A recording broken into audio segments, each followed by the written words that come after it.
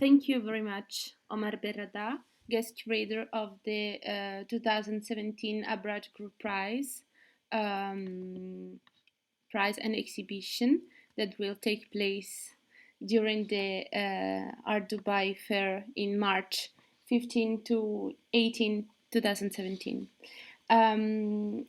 I will start asking you a brief introduction to the prize and then give us an idea of the exhibition. How did you draw together all the artists, the shortlisted ones, and the new commission? Sure. Well, thank you for inviting me to this conversation first. The Abraaj Group Art Prize has been in existence it's the 9th edition this year. Mm-hmm. So it's been around for a while, and the idea is it's a prize that's based in Dubai, but that concerns artists from the so-called MENASA region. Mm-hmm. That means Middle East, North Africa, South Asia. So it's a fairly large, fairly wide kind of region of the world. There are several dozen countries that are involved in it, and it's not an identity of language or specifically of culture because it goes from Morocco to Bangladesh, basically. But it is very much artists from the South and the diasporas of the South. And it is, for me, it's interesting because being from Morocco, having worked in Europe or in the US, I've often worked with kind of North Africa or the Mediterranean or the Middle East or, a kind of smaller, maybe more apparently unified regions. Mm-hmm. And this is more capacious in a way. This creates more interesting encounters in some way between artists of different places while still remaining a thing of the South. And so the idea of the Abraaj Prize is to allow artists either a certain amount of financial ability to produce ambitious work or visibility because the exhibition takes place during the Art Dubai, the art fair, and therefore there are a lot of visitors who come to see it. The way the prize is functioning now is that it's 4 artists every year, 1 winning artist and 3 shortlisted artists that are all brought together into one exhibition by a guest curator. So the winning artist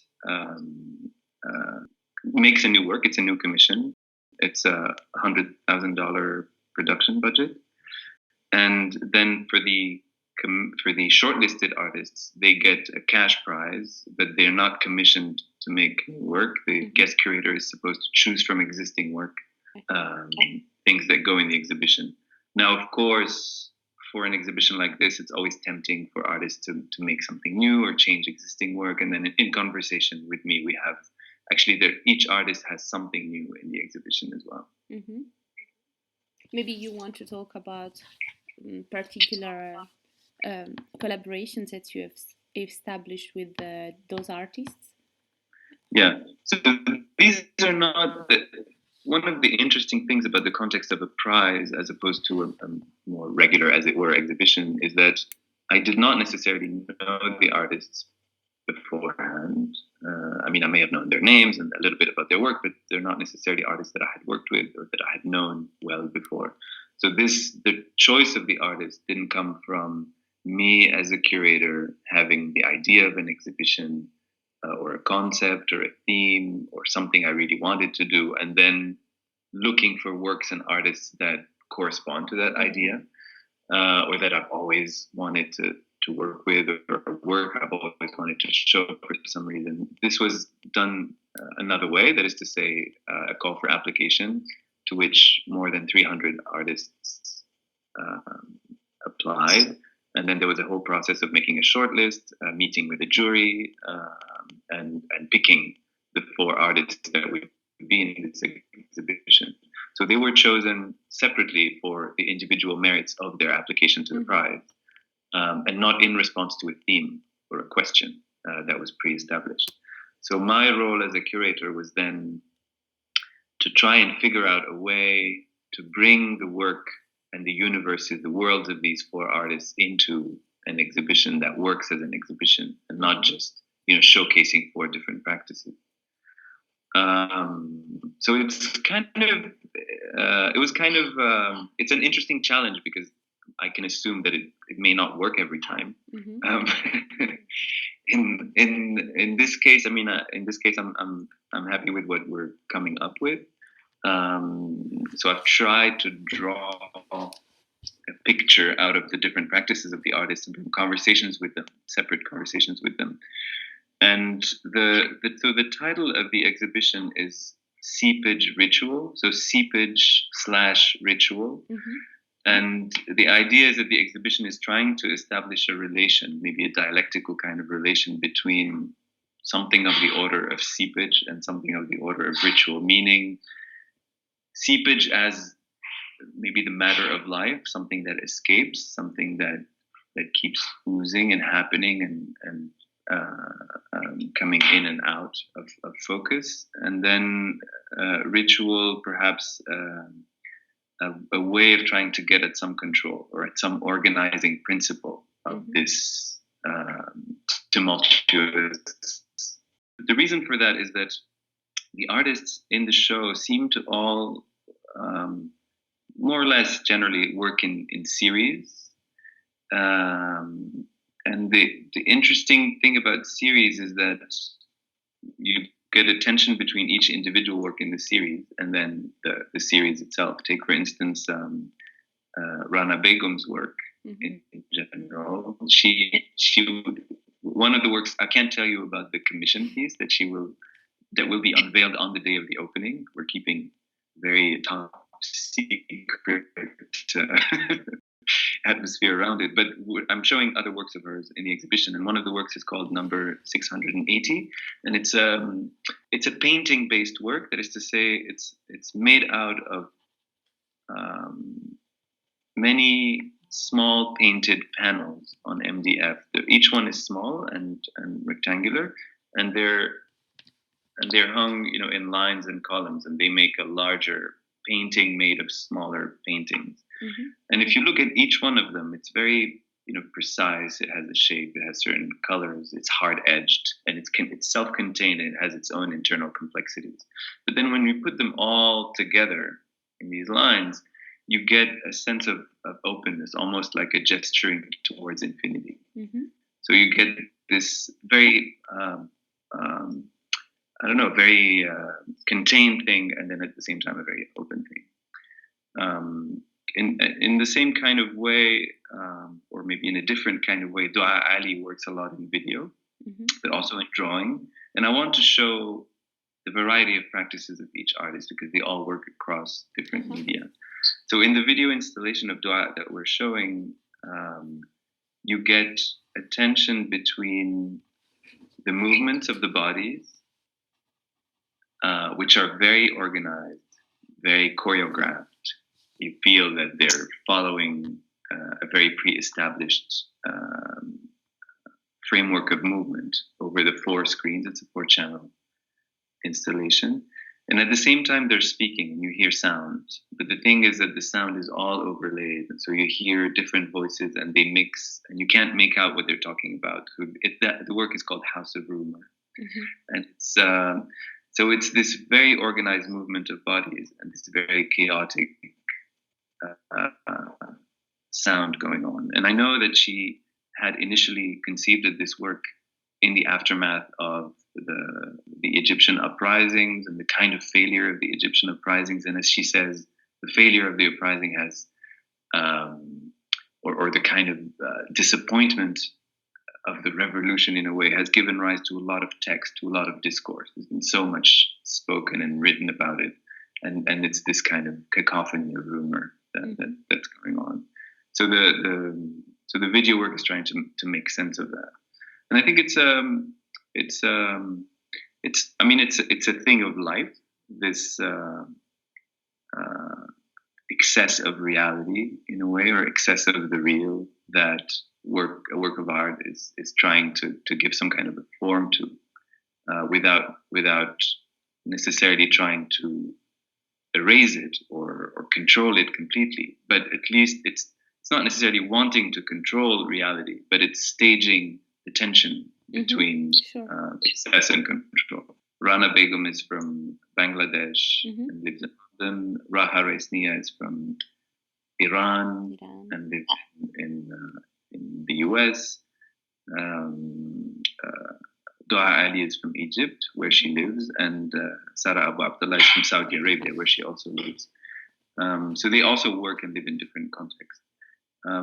For Raha Raissnia, she her series of paintings, Series in Fugue, introduces this notion of the fugue, which is a musical notion, which is very important in the exhibition because all of these works seem to be about rhythm. You know, when Dua Ali makes choreography of bodies, the notion of movement and rhythm and music is very apparent in Rana Begum's work. There's this notion of repetition, geometrical repetition of shapes that's maybe akin to both to the language of minimalism in art. You know, it makes you think of some works from the 60s, of Donald Judd, of some Agnes Martin, maybe. I mean, these are some of her influences, and she's adopted the kind of the language of minimalism. But at the same time, you can feel in her work something of the order of the repetition of motifs that you can find in Islamic architecture, for instance. And she talks about this, the fact that she's very much at ease with those two things, the language of minimalism in art and the geometric language of Islamic art. And you told that this repetition is a way to contain excess. How? Because it gives it a framework, and it analyzes it into a rhythm.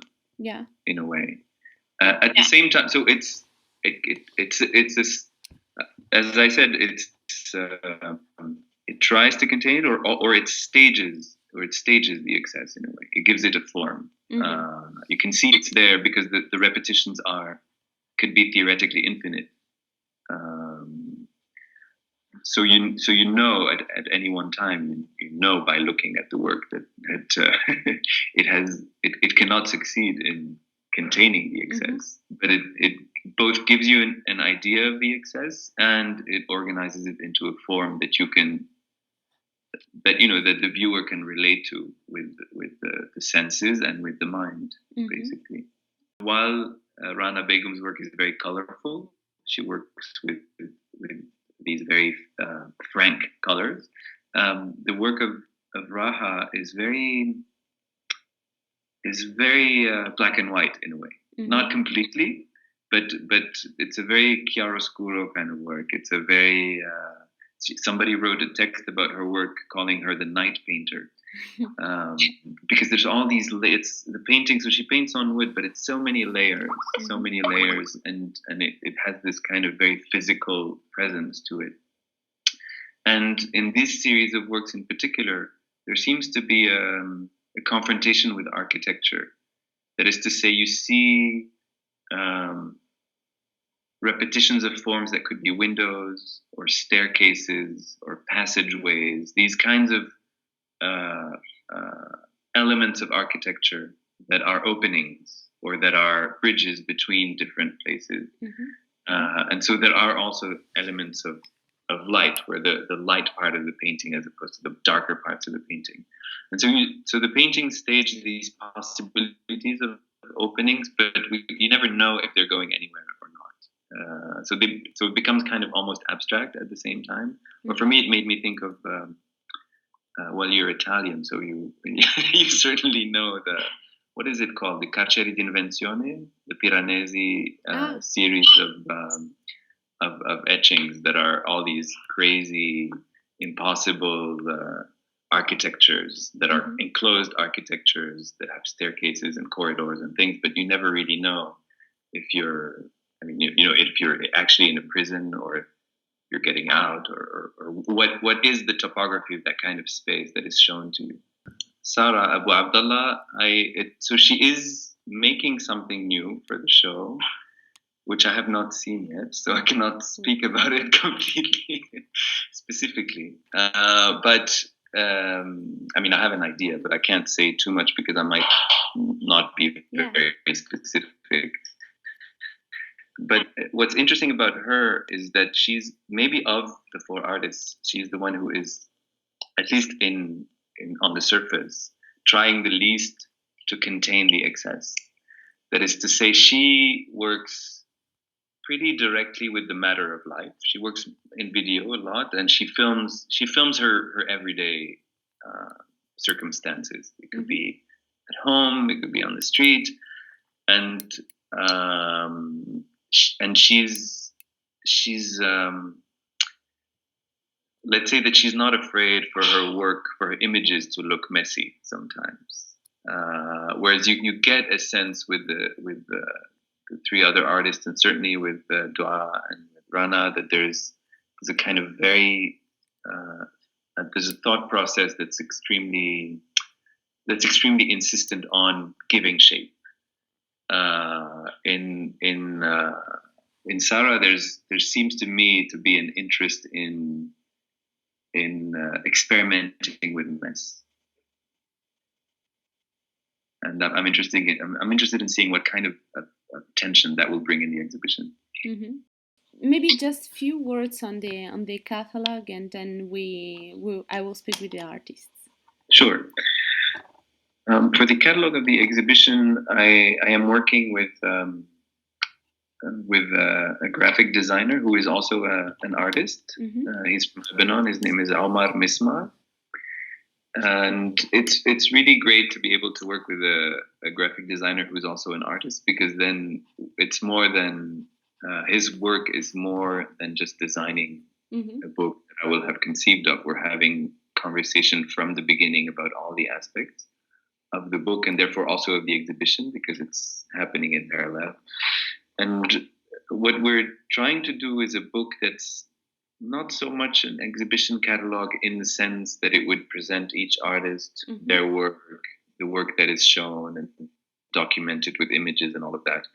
We're doing something more like an artist catalog of sorts, that is this, or an artist book, or a multi-artist book that becomes a catalog, in the sense that the part of each artist in the book is a kind of intervention in the book.